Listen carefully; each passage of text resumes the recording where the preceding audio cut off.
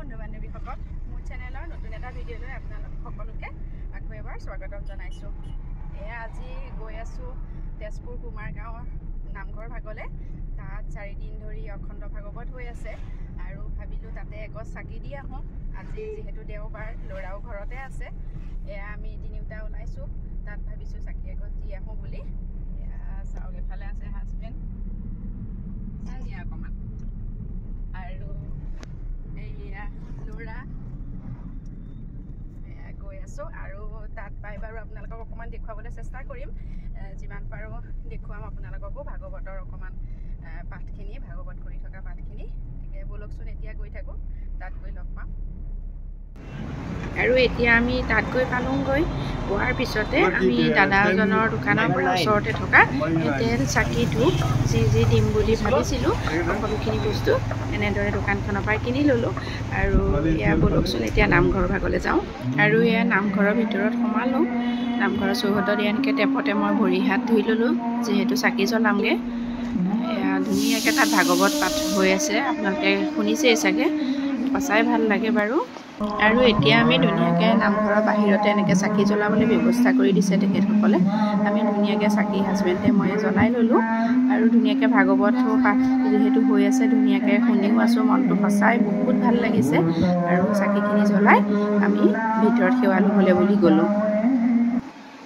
আৰু এইখন হৈছে য'ত ভাগৱত ভাগ লৈ পেলাই ভ্ৰমণ কৰে, সেইখন ৰথ বুলিয়েই কয় চাগে, মই ভালকৈ নাজানো বাৰু সেই ভাগ। আৰু এয়া হ'ল নামঘৰৰ বাহিৰৰ দৃশ্য। এয়া চাওকচোন, সকলো ভকত, পুৰুষ, নাৰী সকলো বহি ধুনীয়াকৈ ভাগৱত পাঠ শুনি আছে। আৰু এয়া ল'ৰাই সেৱা ল'লে আমি লোৱাৰ পিছত। আৰু এনেকৈ ময়ো গোপিনীসকলৰ লগত অকণমান সময় নামঘৰতে বহি ভাগৱত পাঠখিনি শুনিলোঁ। ভাঙনিও কৰি আছে তেখেতসকলে।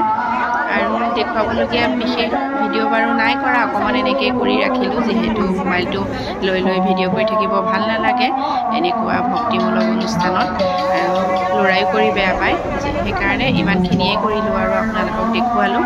লাষ্টত এয়া কেইকপিমান ফটো উঠিলোঁ, যিহেতু ফটো নুঠিলে আকৌ আধৰুৱা হৈ থাকে। তাতে হাজবেণ্ড আৰু ল'ৰা বগা সাজত ধুনীয়াকৈ গৈছে গামোচা লৈ, সেইকাৰণে মই বোলো এটা চিন এটা হিচাপে থাকক। এয়া বৌ, পল্লৱী বৌ, হাজবেণ্ড, মই। এয়া আকৌ জেৰিনা বা, মোৰ বিশ্বনাথ চাৰিআলিৰ বা।